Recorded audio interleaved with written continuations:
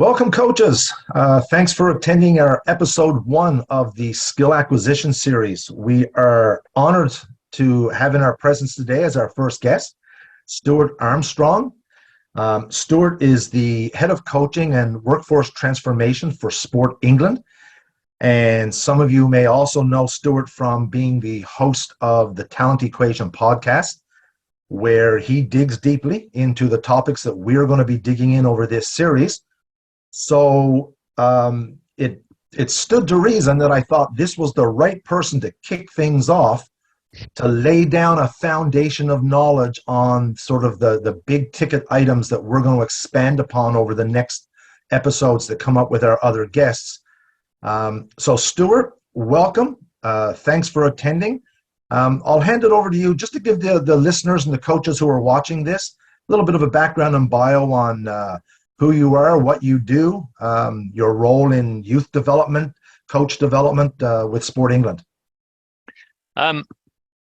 Firstly, Brian, thanks for having me and inviting me to come and talk to you about all this stuff. And I'm honoured to be, the kind of the starting point, so to speak. I know you've got some excellent people following on, so I'll try and get over my imposter syndrome a little.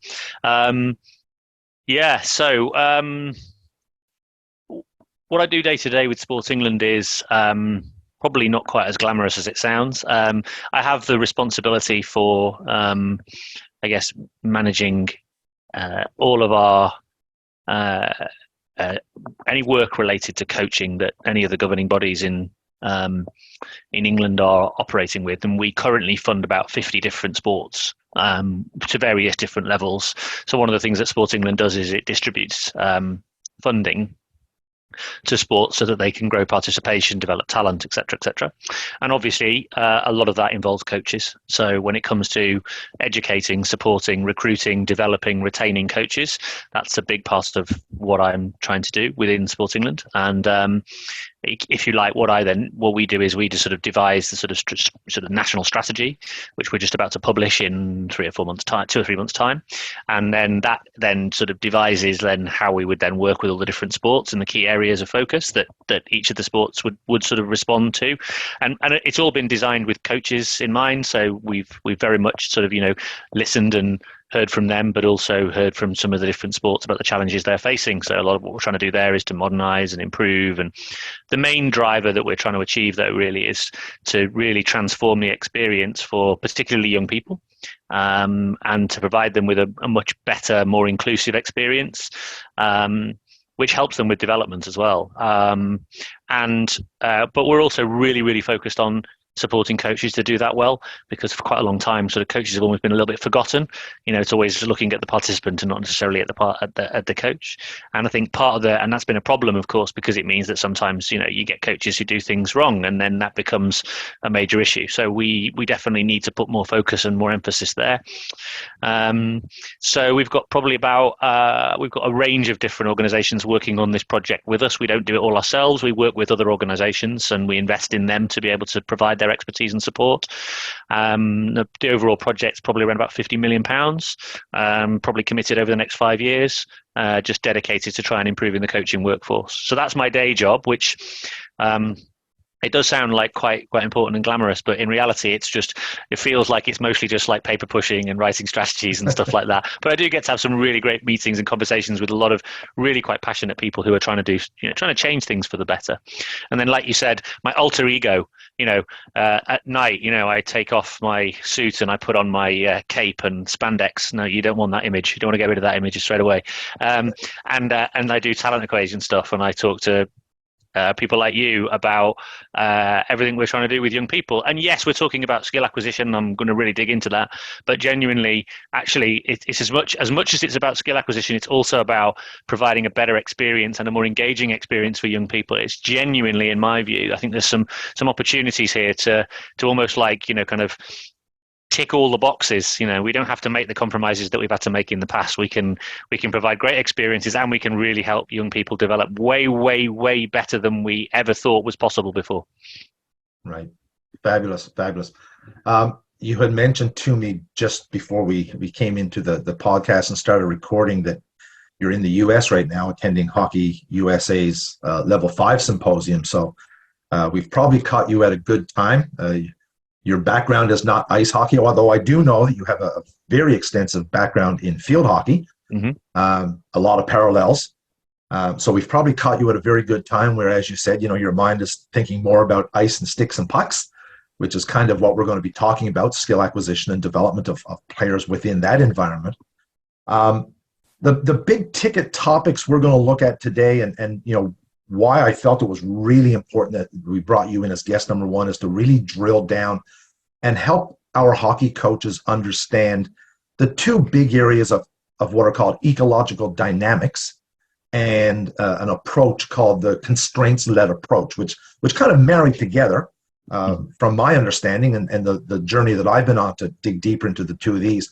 But before we get started, I wanted to allow you some time to help clarify for coaches the difference between the concepts of linear learning or learning skill, acquiring skill in a linear manner versus a non-linear manner, and sort of differentiate the two and perhaps highlight for the coaches the reality of how learning and skill acquisition really does occur, whether it is linearly or non-linearly.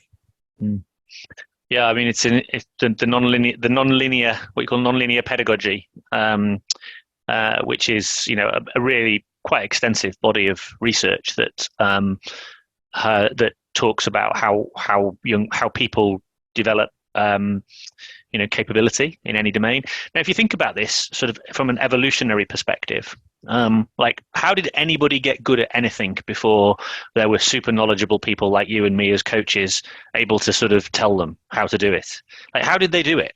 Well, what they did was they were challenged by some kind of a task, whatever that task might have been, whether it was searching for food, hunting, whatever it might have been, and then as we develop these crazy things that we call sports, we obviously try to get better at them, and we try and get better at everything. It's kind of hardwired into human DNA, isn't it, that we try and find better ways, more efficient ways. That's why we have technology. That's why it's always driven by this idea of having a kind of a better, easier way of kind of operating in the world. And obviously human capability is no different, and the way human capability, generally speaking, comes about is as a response to some kind of an environmental stimulus.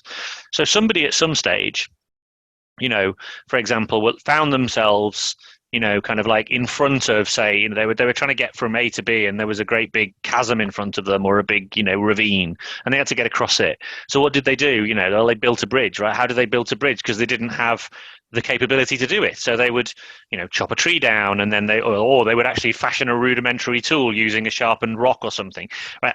This is all skill, right? They are developing. Then they would learn how to strike it. Then they probably find better ways of striking it, right? Then they start lashing it together, right? So they're becoming more skillful at bridge building, which gives them more capabilities to be able to get from one place to another, maybe because there's a bountiful array of different foods in that space, or whatever it might be. So this is how we've developed our capabilities over the years, right? In all domains, anyway.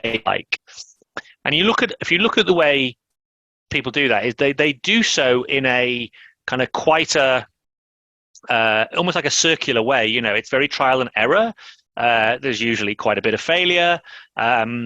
But what you get from that is then some really massive leaps and progressive leaps in kind of human progress through that process. Because once somebody has a discovery in response to an environmental influence like that, then, that's sort of embedded, and they can really then use that and build on it and share it with others. Now, the nonlinear approach to learning is the same way, right? So traditionally we've been taught, and whether you believe it, whether you realize this or not, you have been taught this, because it's mostly how our education systems work. You've been taught that the way you learn things is you break them down into bite-sized chunks, right? You learn them in isolation from the sort of context, so the environment where you would need to do it. You learn it away from there. You take away the variability. You learn a movement pattern of some kind. And then, you do it in bite-sized chunks, and you build it up, and you build it up, and you build it up, and then you apply it in the context. That's the traditional, what they call the linear way of doing it, right? And there's bodies of research with Fitz and Posner and people like that, where you go where you go from a, almost like a consciously incompetent through to sort of almost like autonomy or semi-autonomy. And those are that. So that's the linear journey that we've all learned and know and been taught, and everyone, and lots of coach education programs are based on this idea. But lo and behold, right, there's actually an enormous body of research that suggests that it works differently, or it at least can work differently, which is almost the other way around, which is there's an environment and a task generated by that environment, and a human responds to that task generated by the environment and then develops movement patterns as a response to the environmental stimulus. That's called the non-linear approach. So linear is break it down, reassemble it in context. Non-linear is start with the context. The challenge, you get loads of different challenges, and then you develop these movement solutions as a response to that, and they're quite varied, and they might refine them a bit later on. So the first one is teach technique, apply it context. The non-linear approach is start in the context, and technique emerges as a response to whatever the context is presenting to the human. Okay, so in there, I hear the word environment. So for our coaches, for hockey coaches, when we talk environment, we are, for the most part, speaking about the 200 by 85-foot hockey rink, goaltenders in the nets, 5 players versus 5 players, and a hockey game. Yep. That would be what we classify as the environment, correct? Yep. So when we talk about non-linear learning, starting with the environment, the context of the environment, are you saying then, or are you proposing that we should put young players in that 5-on-5 environment, the what we call the real game, and then from there let them learn? Or does a non-linear pedagogy or a non-linear approach to development suggest it doesn't need to be the real game, it just needs to be game-like?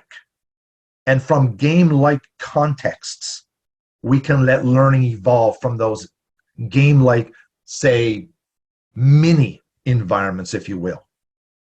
Where is there a distinction, or is that a coaching approach?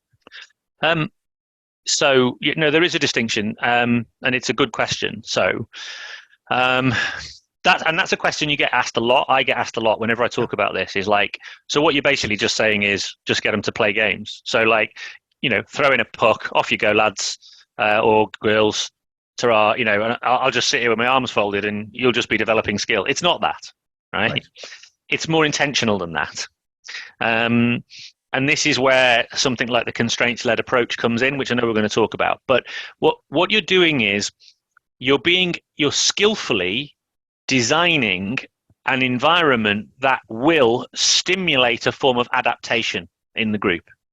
Now, the problem you have is if you play the full game, then the amount of opportunities for action that an individual has is usually, is more limited, isn't it? Right? The amount of touches they get, and all those sorts of things.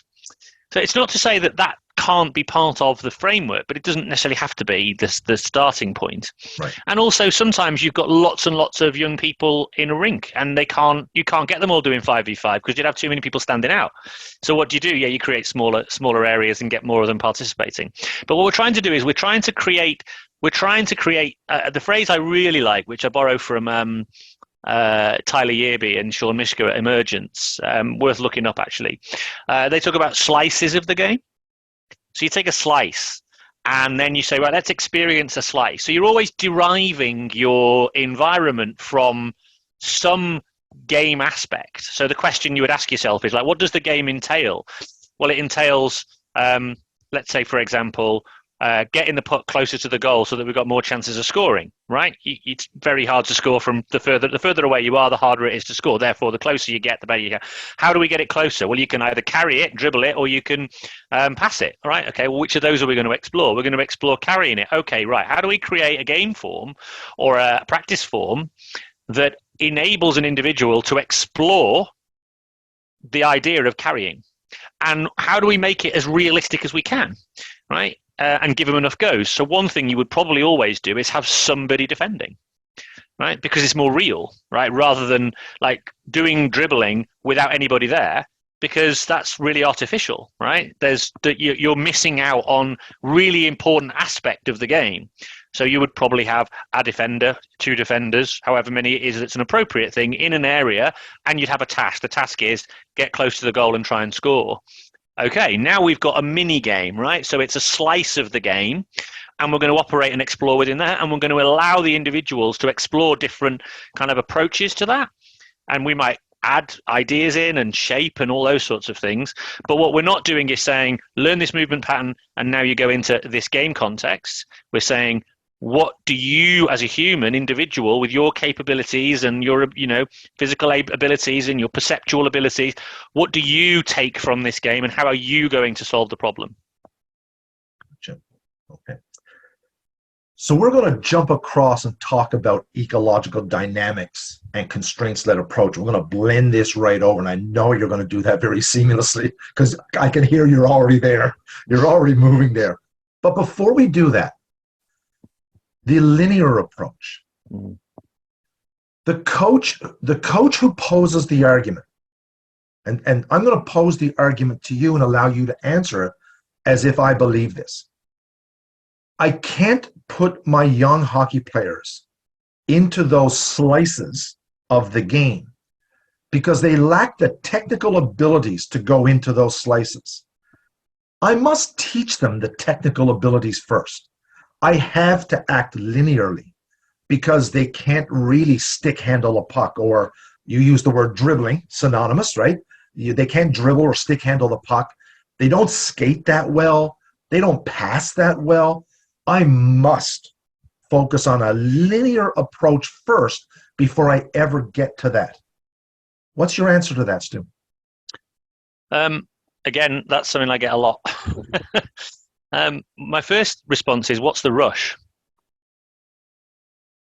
So if, for example, you had a group of children, which used to happen a lot more, maybe still happens, I don't know, so you can tell me, but is pond hockey a thing still?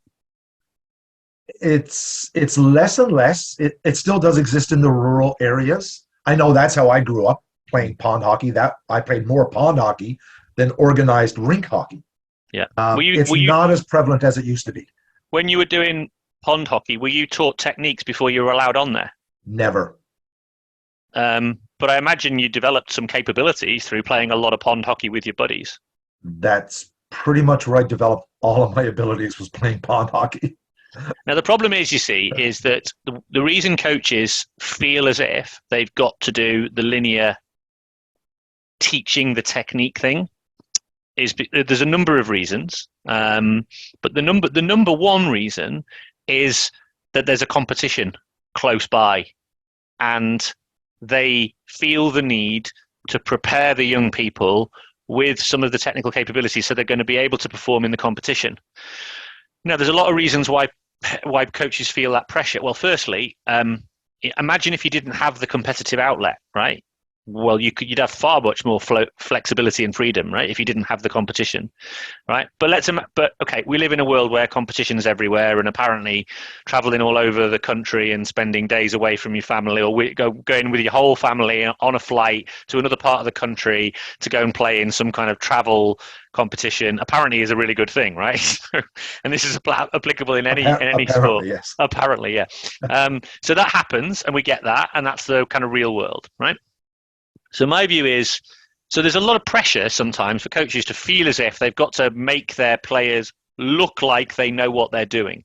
Because otherwise, parents and others will look at them and go, well, what have you been doing with these kids, right? Like they don't even know how to handle a puck. Now, the problem you've got is, well, I say the problem you've got. And I understand that, and I understand why it's such a challenging thing to do, to take a more naturalistic approach, organic approach to human learning, right? And the reason we've, if you like, gone down the linear approach is because we've almost technologicalified human learning, right? We think that we can shortcut it, right? So what we think we can do is say, if I teach you these techniques, that will shortcut the process of trial and error that you would go through otherwise, and then you'll be quicker and ready to go. Now, the problem is it's artificial. it looks like it's working, but it doesn't. Because when you teach something out of context, it then has to be relearned in context. So when young people are thrown into the chaos of the game, everything they've learned out of context in this linear way goes out the window because of the pressure and the chaos of the game. And that's when coaches start to scream and shout on the sidelines because they're like, we've done this. Why aren't you doing what we've done? Right? And they get enormously frustrated. And do you know why I know this? Because I was one of them. And I was like ultimate structure guy, right? Even though it's not how I learned to play, I was very fortunate to grow up in different parts of the world, Africa, Papua New Guinea, where I got to see firsthand how athletic and capable and skillful indigenous populations can be with very little resources and hardly anything that resembles coaching. They could be enormously skillful and really quite amazing at what they were able to do. So I got to see that firsthand. And my childhood was full of that. Backyard games, playing, spending time with my buddies, doing all those sorts of things. And that's where all of my skillful capabilities came from. I'm not from a particularly sporting family. That's just what I did. I was given that environment. Right? But when I became a coach, I was taught something else. I was taught that you've got to teach techniques. And then I found, and I used structure, and if it went wrong, I'd use more structure and more teaching of techniques. And all they needed to do was adhere. All these individuals needed to be more robotic and adhere to my commands, and it would all be fine. And the problem is it didn't work. Eventually, I just ran out of ideas. And also, I felt really quite unhappy about it, and I felt like there was loads of conflict in the space. Like, why? And so I was like, well, I've got to look for something else. So I looked for something that was more akin to my own experiences, and this is kind of where I found there's actually a whole body of research that suggests the other way around. So anyway, let me get back to your original question. We don't have to be in such a rush. What if we can use play? Right? And somebody really clever, I can't remember who it was, said play is the work of childhood. Right? What if we could use play and playful experiences in an intentional way to design experiences that are super engaging and kids have enormous amounts of fun and absolutely love coming, and it's their favorite thing. Like, I can't wait to get to hockey this week. Right? And we also knew we were giving them the best opportunity for them to become the most skillful, capable individuals that they possibly could be, because we weren't force feeding them this diet of technique. Imagine if we could do that. And I'm very committed to that. And I went through periods of young players under my charge not really being able to play in a certain way and losing. And having to face up to parents who were looking at me going, whoa, and saying, look, don't worry, we're doing something different here. And they were all pretty bought in, and it was fine. So I can understand why you're going against the grain if you do this, right? You're having to sort of almost take a brave stance to say, I'm going to do it a little different way. But when you really dig into this research, and when you really begin to understand it, and then you actually really begin to understand how powerful it can be for young people's experiences, I'm afraid I'm all in now, right? I can't really go back, and I've tried, and every time I do, it always goes completely south. So so my answer nearly always is, what's the rush? And this is definitely worth exploring in a different way. Right. And I think you just threw out the perfect opportunity on your question of what if we could do it another way? Mm. I think we now have the transition point into those other ways. Mm-hmm. The concept of ecological dynamics and the constraints-led approach and how they marry together as the other way, or as the other framework, the model, the theories, the concepts, approaches, methods, whatever words we want to use to describe them. So let's start with ecological dynamics, something that's, from what I've read and researched and learned over the last 5, 6, 7 years, it can be somewhat scientific, kind of comes from the ecological psychology realm of study, dynamical theory. But if we can break this down for the typical youth coach, how do we make them clearly understand what is ecological dynamics? What does it really mean? Ecological dynamics, if you like, as you quite rightly pointed out, is actually taking sort of two scientific areas of study and sort of building them together. So you've got one which is a psychological one, ecological psychology, and a body of research around ecological psychology. And ecological psychology is really about, in its simplest form, is sort of the way humans perceive environmental information in the environment and act upon it. It happens all the time, by the way. Like, and you think about like the way people design urban areas, or they design kind of like, transport areas, and, whether you go on the escalator or you go on the stairs, and how you can be clever about the way you design those kinds of environments. And you see it everywhere, by the way, and designers of products and services are kind of pretty intuitive about this. They understand sort of this notion of ecological psychology, how a human interprets information in the environment and acts upon it.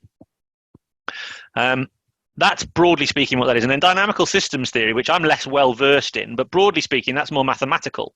So that's almost using things like, kind of physics and those sorts of ideas to actually talk about some of the, the sort of mathematical constructs that then kind of like go alongside that. So what it's done is it's sort of brought psychology and physics and maths together to sort of try to make sense of some of these sorts of things. So when you've got Rob Gray on, he'll talk about things like tau, right? I still don't even know what tau is, right?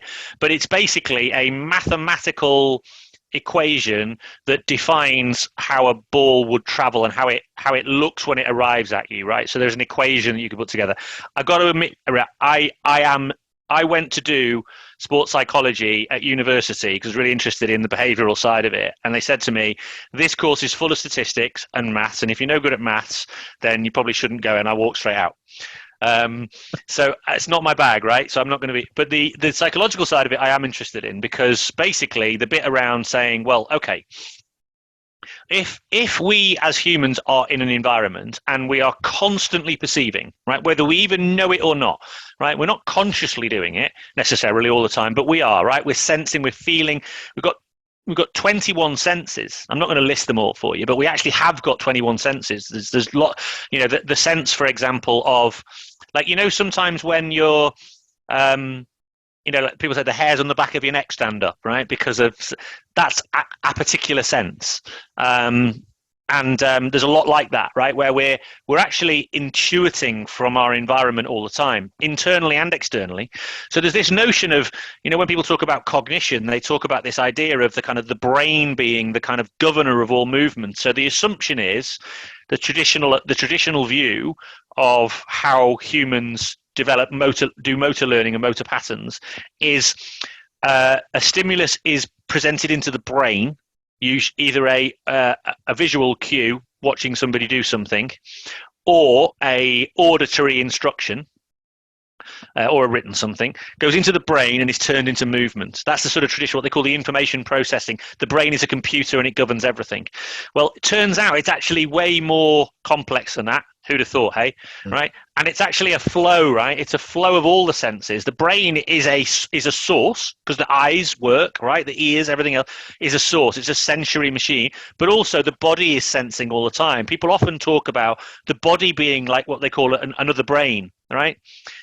We actually have sensory capabilities, even in our stomachs, going on. Where they talk about nowadays, like they talk about the gut microbiome, right? Well, it's almost like it's the body having its own kind of capability to almost like operate within the world. So there's this notion of what they call embodied cognition. So that's like how do we kind of move in the world and sense and feel?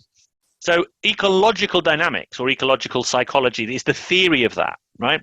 Nonlinear pedagogy is the application of that theory. So this idea of let's start in the environment, and then humans are going to take the information that's present in the environment, and if we're clever, we can manipulate the environment so that it presents different information, or certain information is stronger, and then based on the information, we get adaptation. And from adaptation, we get different movement capabilities. And those movement capabilities become what we know as techniques or skills. But the difference is that you keep the perception and the action together. And you need the action and the environment to create the perceptual information to then create the action. So you're working both ways. You're sort of acting to perceive and you're perceiving to act is what they often talk about. Whereas in the linear approach, in the sort of information processing approach, they're saying, no, you don't need the environment. In fact, the environment is just full of chaos and variability that's going to be distracting. No, we're going to get rid of the variability. We're going to isolate it, and let you just do the movement on its own. Just learn the movement. And then we're going to move you into something that resembles the game, if not the full game, and expect it to sort of work, right? And what we'd say is, well, actually, that's not happening, right? Because you're never really going to move the same way every time, right? Anyway, because you're always going to be responsive in some respects to something somebody else does or what a teammate does, or at least you should be. The more robotic you are, probably the less skillful you are. So the assumption is I do the movement, I build the movement pattern, I get the movement pattern ingrained, and then it's like it becomes like, it's ingrained in my muscle memory, right? Mm-hmm. And then we apply that. Well, all you get is really, really robotic individuals. You don't want robotic players, do you? You want super adaptable players. Well, if you want adaptable players, give them something to adapt to. And so that's very much the kind of central feature of kind of how an ecological approach works. It starts with the context and the environment, and then the development happens from there. And it is very rarely is it predefined. It's usually let's put this space together and see what happens, see how the humans adapt to it, and then go with that energy, rather than having a predefined notion. I teach this, they then apply that. So as I'm listening, I'm thinking of our game, of our practice environment. We tend to always practice on the same surface that the game is played, in the same areas. Coaches will modify its surface areas, its sizes, work in certain areas.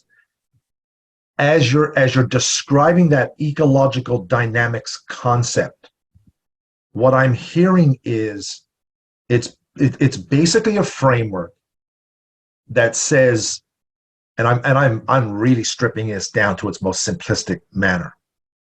Learning is driven by the environment.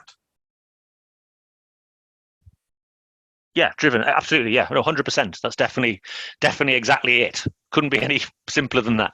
So, if that is a very accurate simplification of ecological dynamics, that I need to rely on the environment to really drive learning, then would you agree it's safe to say that if you, and again, simplifying, if you create bad environments, you will potentially get bad learning or bad skill acquisition. So the key now becomes, from a coaching perspective, knowing how to create what I would call good environments. And I would align, when I say good environment, an environment that is, as you put it, a slice of the game. It represents something that is real to the game-like. Yeah, the term we use in the literature is representative. Talk a little bit more about that, because I was kind of channeling down towards that whole concept of representative learning design. Yeah, so expand on that a little bit. The idea being that you want your practice form to be in some way representative of the elements of the game. And the way to think about it, going back to the sort of the ecological approach, is to say, well, okay, well, what information would be present in a game, and how can I manipulate an environment that will, or sorry, not manipulate, sounds like I'm being a puppeteer. How can I design an environment that will shine a light on that aspect, so that we explore that aspect and not necessarily go and explore some of the other aspects. So that's what we mean by representative learning design. You're designing environment, but just while you're on the subject, I think it's really important. You talk about good environments and bad environments, because you made me think then when you said bad environments, I was like, oh, what would be a bad environment? And yes, you're right. So the main thing to say here is that if you're working ecologically and the environment is what drives the learning, the design of the environment becomes everything. So like practice design is everything, but it's much, much more than just the game-related elements. Yes, that's important, okay, but you've got to also think about the other influences on the environment, and you, the coach, are one. Other human beings, either participants or parents, are others. So, for example, you can have an environment with the best design practice in the world, right, with the most brilliant information, right, and the kids won't get anything out of it. Why? Because you've also created an environment where they're afraid to fail. because obviously hardwired into this environment, into this way of working, is that you are going to get quite a lot wrong because you're not being taught the so-called right way. Yeah, the one ideal solution, as Rob Gray speaks to. Exactly, right? Yeah. So you're trying to find. What I love about it, by the way, is there is no actual wrong way to do it. There's better ways, worse ways, more efficient, less efficient ways, less effective, more effective ways, right? But there's no real wrong way. It's only a wrong way if you've been taught the so-called right way. So in many ways, you can actually very easily create a safe-to-fail environment. Why? There's no failure. And as I always say to all of my children now, to the point where they're bored of hearing me, fail stands for first attempt in learning. So actually, what we're saying, when you work ecologically, the notion of something not going quite according to plan or quite as well as we'd like, that's hardwired into the learning experience. If you're not failing, you're not learning, right? If you're not getting things wrong, you're not learning, right? So actually, if you're a learning designer and everyone's just doing brilliantly, you've got to tweak it. You've got to change it, because clearly they need a different stimulus, because otherwise there's not enough learning taking place. Now, it's got to be a sweet spot. But what I was going to say is, so that cultural stuff around in and around the environment is really important too. Because if they feel fearful, or they feel as if they're being judged by either each other, others, you, then that will curtail their willingness to explore properly. So there is a very important aspect to stress here too. Right. Now, that comment you made, if you're not failing, you're not learning. To unpack that, when if we rewind back to talking about linear learning, linear development, doing things in isolation, safe to say that approach, that model, typically removes all failure from the environment. Because you don't get the representation of the game. You don't get pressures. Players don't have to think and make decisions. So everything is do it one way over and over and over and over, and there's never any failure. There is. The thing is, there is. Well, it's a failure to learn. Well, and also the coach is saying, no, not that way, this way. No, not that way, this way. This way. You failed to adhere to the technical model that I described and prescribed. Forget the fact that you may not have the physiology to be able to do so. No, you've got to fit into my technical model, right? You've got to do what I've said you've got to do. No, not like that. Do it like this. No, and that's where you actually end up with a lot of corrective. That kind of model of learning is very corrective, whereas the nonlinear approach it's not corrective. It's exploratory. We're working together to explore different ways, and everything's available to us. We might say, and the player might say, like, finding this isn't really happening for me. What do I do? You say, well, let's explore this together. Let's explore that together. You're much more alongside and with and embedded than you are sort of, I'm the knowledgeable individual and I'm going to give you solutions that are going to be useful to you. And actually, that's fundamentally sometimes quite a bit of a problem for some coaches as well, because a lot of coaches really love the being knowledgeable and being able to give knowledge to others. And athletes sometimes really want that too, because they feel like, they can't. But you create this sense of learned helplessness. And individuals then just begin to just look to the coach for the answer all the time. So they're not actively participating and learning themselves. So surprise, surprise, in the chaos of competition, they can't self-organize. They can't solve the problem. And this is where coaches get really frustrated, and you get into these downward. I had this experience as well, like downward spirals, like it's almost like the wheels are coming off the whole thing, and you're like, wow. And it's because they've never learned to adapt together, solve problems together, to actually look at what's going on in the environment, what the opponents are doing, and work together to solve the problem. Never been able to do that. So it's super powerful. It's a super powerful way of helping young people perform in these kinds of environments, if you give it the time. And that's actually one of the challenges as well, is it does take a little time. You've got to allow it to happen. It's a more organic thing. You can't force it. So that can sometimes be an issue for some people. Right. When we talk about representative learning design, designing practices that represent the game, again, simply put, not necessarily the exact 5-on-5 game of the real game of hockey, but the design is representing slices. I like that term. I think that might stick with me. Slices of the game, because I've always used elements of the game. Yep. As my term, but I'm thinking slices. I like that.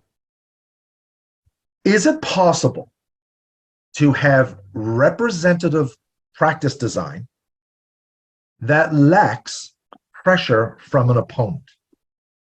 Must I always have opposing pressure to gain representation of the game-like environment? Are there ways, either from your field hockey experience, soccer knowledge, what you know of the game of hockey? I'm trying to think, as a coach, can I still do things that let me say, the untrained eye might look like an unopposed isolation drill or activity, but in fact it is representative? Because I think there are a lot of coaches who would rationalize that there are many things they do that are representative of the game, but they don't have opposing pressure. And I think I might even struggle with that myself. So maybe the way to explore this together, and it might be helpful actually for those listening to sort of bring this to life, is if you gave me an example of something that you would do that would have less opposing pressure in it, and then we could explore how representative it is and what level of applicability it has. Okay, so as an example, a very common recurring element of the game of hockey is what we call a 3-on-2 rush. Yeah. 3 members of the puck carrying or puck possession team attacking 2 defenders of the opposing team as they skate and attack their net. Yep. So we call it a 3-on-2. Yeah. So the real representative slice of the game would be to practice that with 3 attackers versus 2 real defenders. Yeah. Very representative. If I take the 2 defenders away and I just let attacking players attack 3-on-0, which would rarely ever happen in the game. So again, if I come back to the question, is that really a recurring game element? I guess it could happen, but it might happen 1 in every 30 games that you play. But I'm using it as a representation of what those 3 attacking players would have to do to attack up ice. And then I'm going to put the 2 defenders in and let them try it with the defenders.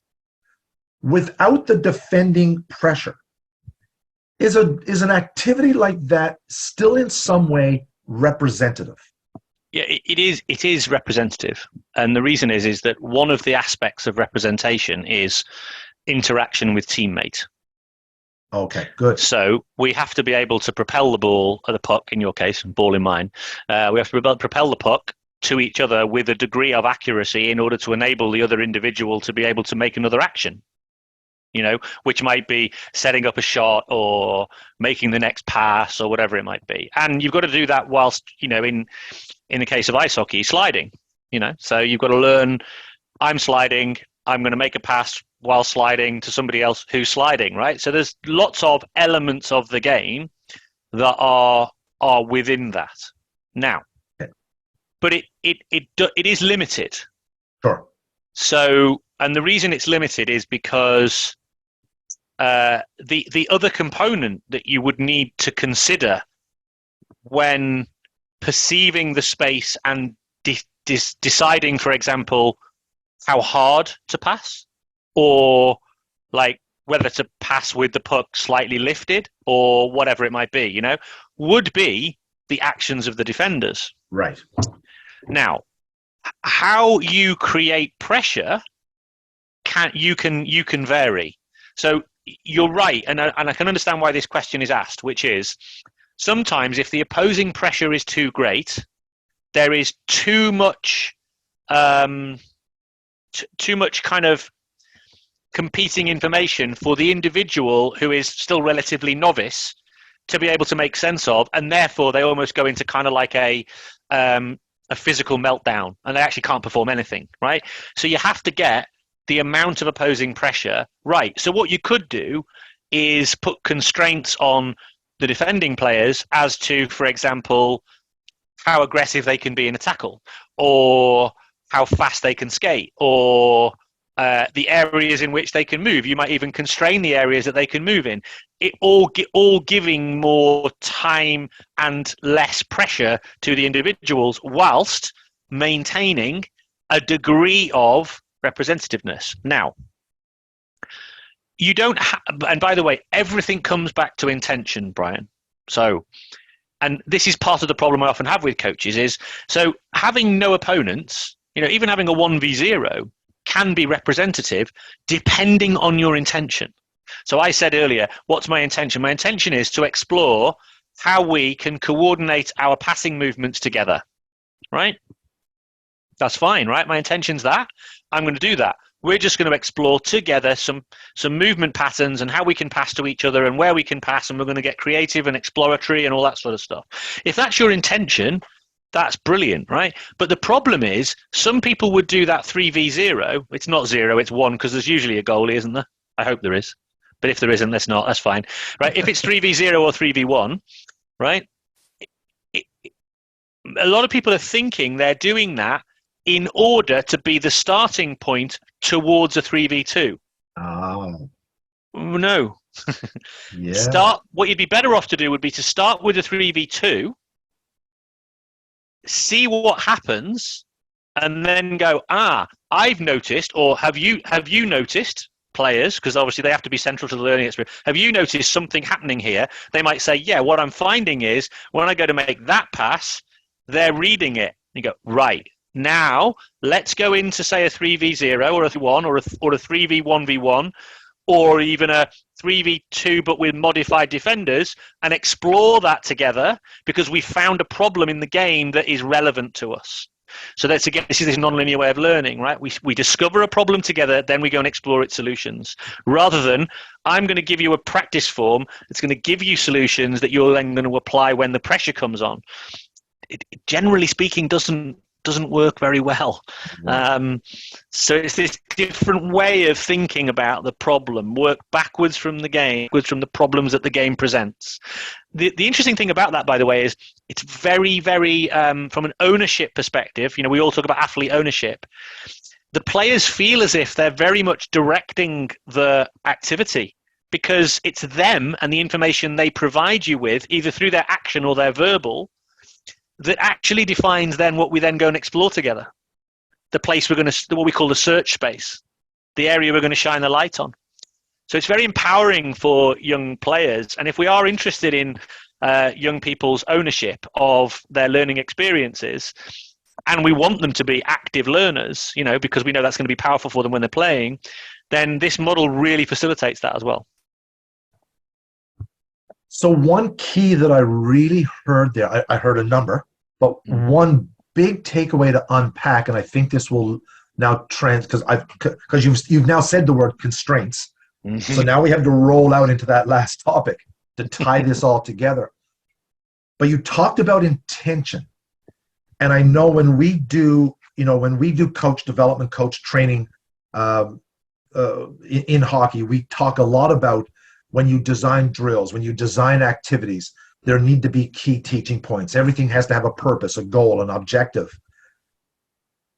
What came out of that discussion, though, Stu, was that coaches need to think very, very carefully about what the intention of every activity needs to be. Because as you said, if I'm doing a 3v0 with the intention of it being the starting point of learning my 3v2, that might be the wrong intention. My 3v0 intention is to really to develop and explore and unpack passing patterns, distribution of the puck, filling space, communication and interaction between players. It really has nothing to do with the starting point of something else. It's almost, I'm encapsulating that activity and saying, what is my intention inside that activity? And let me work on that and unpack it. And then when I go to that next activity, the progression, I've unpacked that, there will be a new intention. Yeah. right? Yeah, and that's the beauty of it. Actually, it's really kind of intuitive. It's really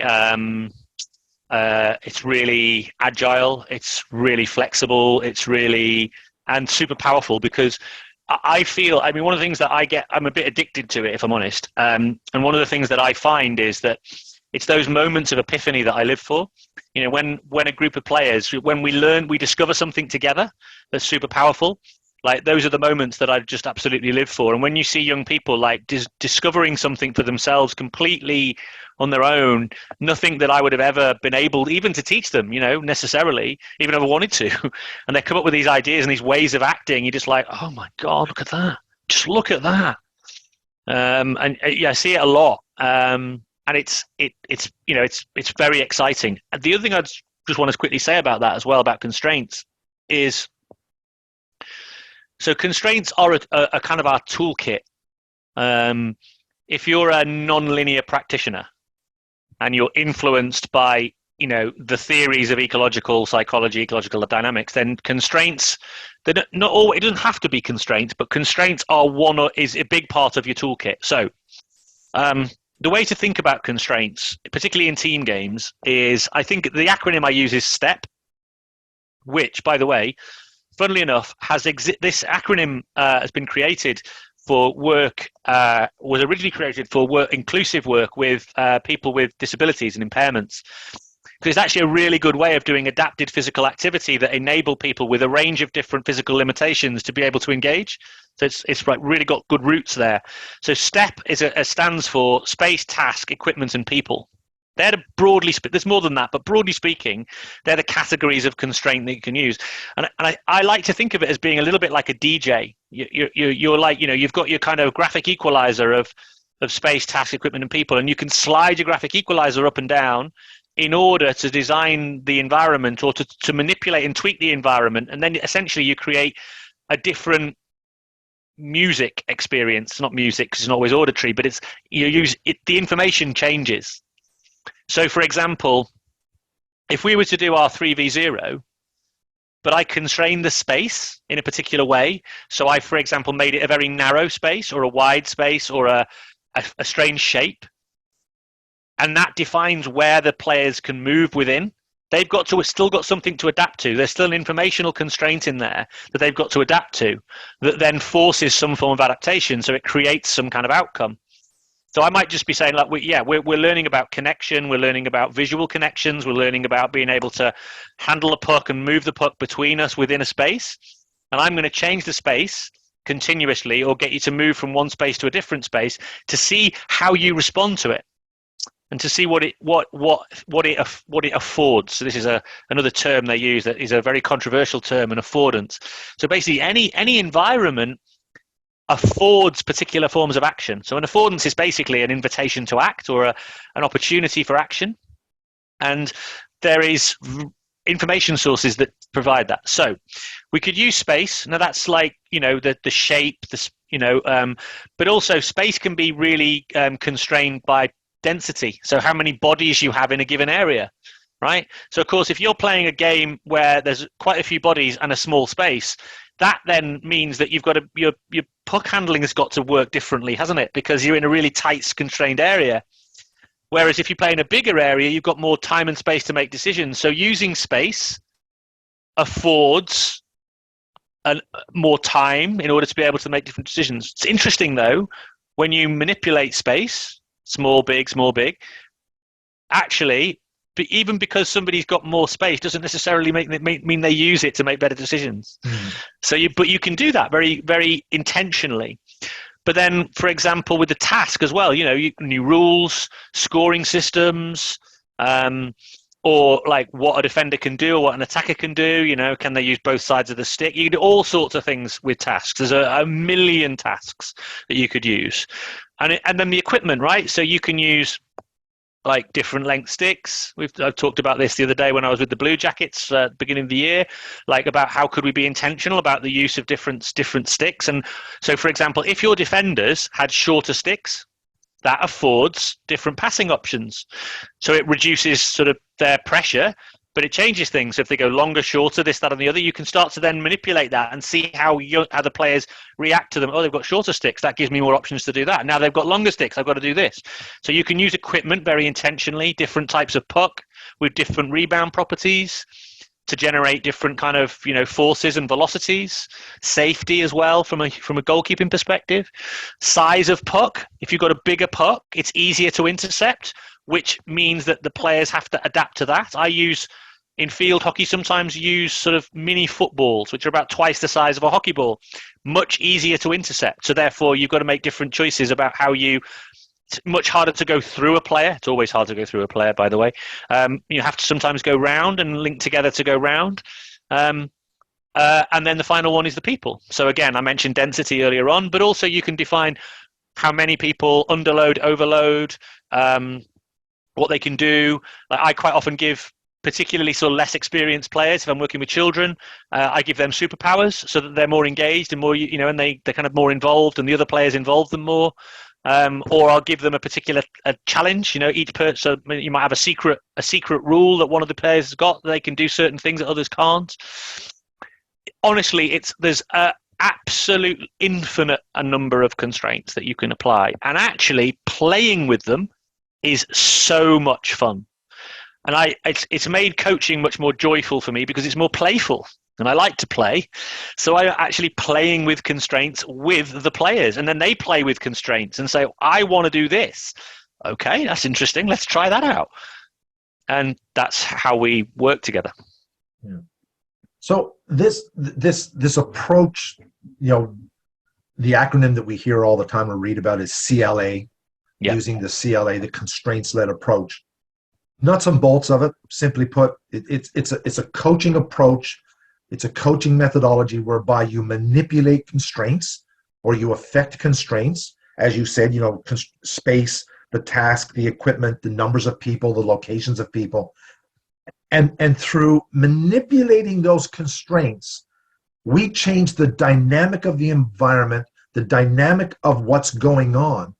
And we force players to look for different things, find different solutions, or as the CLA term states it, to detect affordances. I've read this interesting comment about CLA where we don't constrain to constrain, we constrain to afford. Yeah.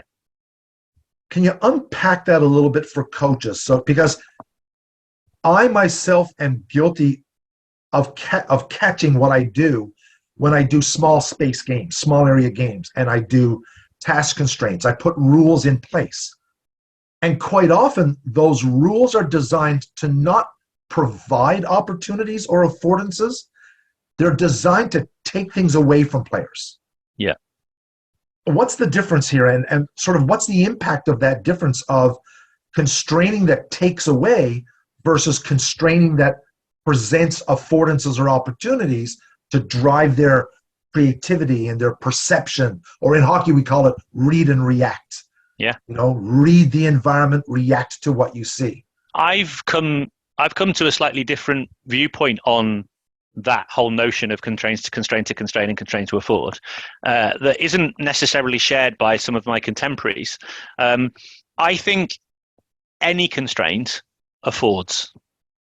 So if you take something away from an individual, a particular bit, like let's say, for example, the famous one, I guess you have it in hockey as well, is like one touch or two touch or three touch, right? So you've got a pass, and it's done, I think, to promote scanning, because of course, if you've only got so many touches, you've got to be able to move the puck on, and we do that all the time. And it also then forces you to be more intentional about your first touch, which is obviously key. So some people say don't do that because you don't want to take away options. So for example, what if the right decision is to dribble? You don't want to take that away from an individual. You want to leave as many of the action possibilities there. You're just probably you want to put more emphasis on the ones that we want to explore. So instead of doing three touch, which basically means you can't dribble, even if it's the right thing to do, what you do is, you might say, you get more points if you release the ball within 3 touches, right? So it's not to say you can't dribble, because if that's the right thing to do, dribble.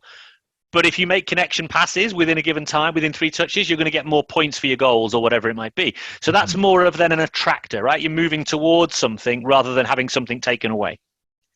But where people go wrong with this is they assume that to do 3 touch is a constraint that develops the in possession players. It's not. It's a constraint that develops the out of possession players. Because if the players can't dribble, then what's the point of trying to tackle them? You want to intercept. You want to self-organize as a group to do more interceptions because they're not going to be able to carry the ball. You're going to try and, if you want to win possession, you've got to adapt to the fact that they're not carrying it. So what you might do is you might give one team a constraint of you've got 3 touches, but not tell the defensive team. And then the defensive team have got to react to that and coordinate themselves. What you find they do, even without, by the way, ever really explicitly talking about it, they start to self-organize towards interception because they notice that the players aren't carrying. So they begin to self-design towards cutting off passing lanes or denying passing options or offering passing options and then intercepting. So in that construct, as a intention, it is constraining to afford, even though you're restricting someone else. So this is a debate I've had, actually. I've had a big debate about that, right? So I think constraining to constrain and constraining to afford are both on the table, depending on how you use them. So we're back to intention again. Always back to intention. We keep coming around to intention. What your intention by is the with way, everything you do. Even constraining to constrain like 3 touch, it still creates opportunities for action. It takes some away, but it places the focus of attention for the athlete somewhere, like first touch, like scanning for passes before reception, or whatever it might be. So it all affords. It all does.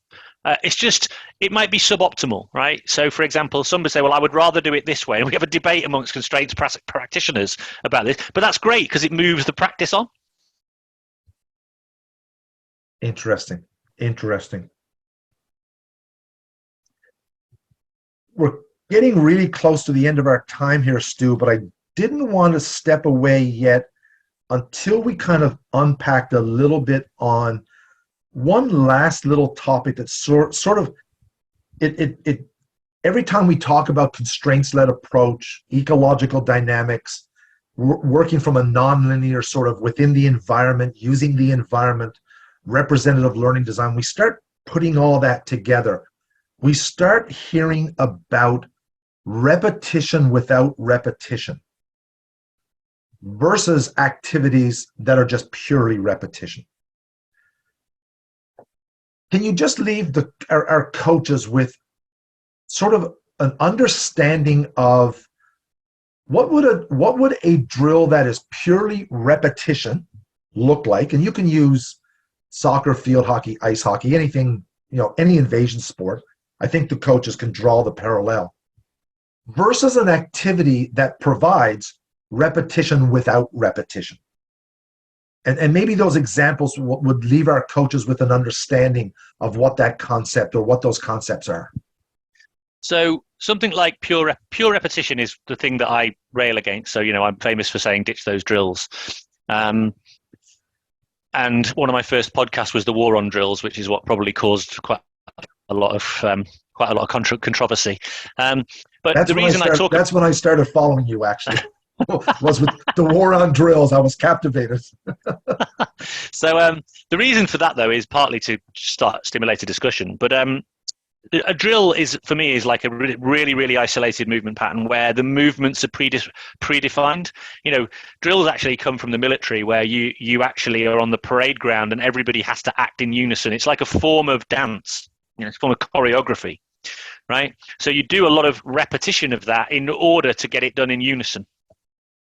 And in a parade ground, it works, right? Because it's not like there's any enemy there, right? It wouldn't work if there was enemy necessarily, but that's kind of part of the whole process. So it comes from the military, the notion of a drill. And then we've adopted it in sport, sadly. And we adapt the same notion. We actually want people, we think we want people to be able to do automatic movements. So what you end up doing is you do the concept of like, so predefined movement. So you have to go, we tell you where you go and we tell you how you go, right? And all you have to do is repeat that and try and repeat it as faithfully as you possibly can to the predefined technical model, right? That is pure repetition. Repetition without repetition is where you have lots of goes at something, but it's never the same twice. Now, you could argue that nothing is ever the same twice. The research for where repetition without repetition came from is by a guy called Nikolai Bernstein, who he studied like blacksmiths who are hammering on an anvil, and they never ever swing the hammer quite the same way every single time. It's always with a slightly different intention, so it's never quite the same. So this is where the notion came from. And you could argue that anything you do is never fully repetitive because there's always something different each time, each go you get. But in our context, because we're working within the environment, what we're saying is we want to design an environment which has baked into it the idea that it's never going to be the same every single time. There will be elements that are the same. The setup is the same, the task is the same, to a certain extent, the constraints you're operating within are the same, but it's different. There's variability. Now, one of the interesting things about variability, people think is you have to remove variability. It's because it's noise. Variability, this is Andrew Wilson quote, variability is not noise, it's signal. You need the variability to give you the signals to define how you act.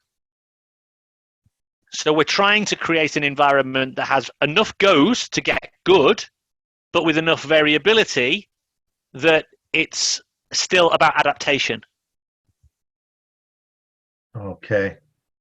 Okay, so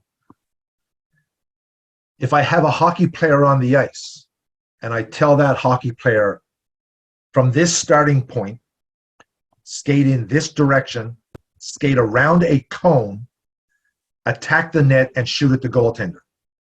And I have a small group of players and they do that one after the other, after the other, after the other, the same way all the time. There's no variation, there's no thought, there's no creativity. I've told them the solution, they repeat it. That is an isolated, repetitive drill. Not quite. Like, for example, if you say if you were to go even further, right? Say that this is how you shoot. You have to do this shot, right? I tell them everything. That's an isolated, repetitive drill. Yeah. One after, in a queue, one after the other. Nobody else involved. Just the goalkeeper and have a shot, right? That is a drill. It's not quite a drill because there's a goalie and there is a shot, right? So there is something to attend to. So it's not quite a drill. It's I'd call that an isolated practice or a semi-isolated practice if I was to create my practice design taxonomy. It's a semi-isolated practice, right? Because you've taken away a lot of the other elements to that.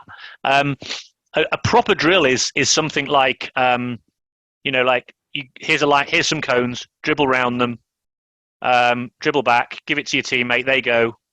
There's no time limit, no time pressure, there's no nothing, just dribble around the cones, dribble back, dribble around the cones, dribble back. Dull, boring, pretty meaningless, mindlessly done. There's not really anything happening that's learning wise. Nothing defines like, oh, I've got to move that way. Why? Because somebody else coming that way. Even if you were to just do that with others in the space, so dribble, but with others in the space that you've got to avoid. So you're adapting to them and you have to maintain your attention on them. You talk about in invasion games, you always talk about getting the heads up. Get your head up. Why? Taking information. Well, okay. But how do we do the training? Using things on the floor as our guidance as to where we should move. What do you expect, right? When the head goes down. Yeah. So if I go back to your example, I have a line of cones. I tell my players, skate around it carrying a puck, zigzag, zigzag, zigzag, come back, pass it to your teammate. Repetitious, isolation. If I took the cones away and replaced each cone with a player and their stick was moving, and I told those players, you could poke the puck away from that player if you want. And now I tell that puck-carrying player, weave around those hockey players, but don't lose the puck, avoid their sticks, Now am I moving more to repetition without repetition? Yeah, 100%. Yeah. And actually, don't take my word for it, right? Just do both things. Do the cones and then do the players, and just watch the difference in the way the players who are carrying the pucks move. It'll be night and day. The speed, the dynamics, the distances they have to cover in order to avoid will just be night and day different. Fabulous. Stu, thank you so much for your time today. I know you're on the road. You're not at home in England. So appreciative of you taking time out of your travels. Tell the coaches that are listening, how can they follow you? Twitter, Instagram, your podcast. Tell us a little bit about, because I believe it's one of the, in my opinion, it's probably one of the best coach development, skill acquisition type podcasts that I listen to, and I subscribe to a number of them. But I come back to yours faithfully. The guests you bring in, the things you talk about, there are so many takeaways for coaches. So just a little bit about where we can find you. Yeah, well, I'm on all good podcatchers. Just search up the Talent Equation podcast. And thank you, Brian. It's very, very kind of you to say that. There are times when I think sometimes my kind of like rambling conversations, like who the hell's listening to this? But I'm glad it does resonate with people. Yeah. I very deliberate. I describe it as an emergent conversation between practitioners or theorists sometimes. I sort of deliberately don't kind of script it, because I like to see where the conversation will go and just go with our curiosity, which is I actually find it more interesting. I like to make it more of a conversation than a. Also, I've never got enough time to prepare anyway. So I'm on all good podcatchers, and I'm fairly active on Twitter, albeit I get into trouble. And so, Stu_Arm on Twitter. You can find me there. I don't really do Instagram. Sadly, I'm too old, I think. I don't really do Facebook. I used to have a Facebook page, but I've struggled to keep that up to speed. So I'm mostly active on Twitter, on social media, and I'm trying to get my YouTube channel increasingly active with more content on there. So there is a bit of a YouTube channel, but it's basically just search the Talent Equation, and you'll come across stuff. And I blog when I can. But yeah, again, that's a bit of an infrequent thing. I'm hoping to do more of it, but my day job does take up a lot of the available time to do any of that. Well, once again, Stu, thank you very much on behalf of me, on behalf of Hockey Eastern Ontario. Thank you so much for contributing to this little project. And now that we've come through the hour and 10 minutes, I feel safe in saying that we brought in the correct first guest to kick us off and get us rolling. And we'll be excited now to bring Ed Coughlin and Rob Gray and Ted Soikinen and Wade Russell in, and we'll keep trickling this along and building on and building on. And for those who are listening, it's the next two guests we bring in are much like Stu. They're from the academic research development, coach development side of things. And then Ted Soikinen and Wade Russell are kind of pure hockey guys who use this day to day. So we're very excited to have you and Ed and Rob lay down all this knowledge and information. And then we're going to let Ted and Wade come on and talk about how they use it and how effective it can be on the ice with their athletes day to day. So it should be a very good little project and learning opportunity for coaches once we're all wrapped up. So again, thank you so much, Stu. Pleasure having you on the call with us today. Thanks, Brian. All the best.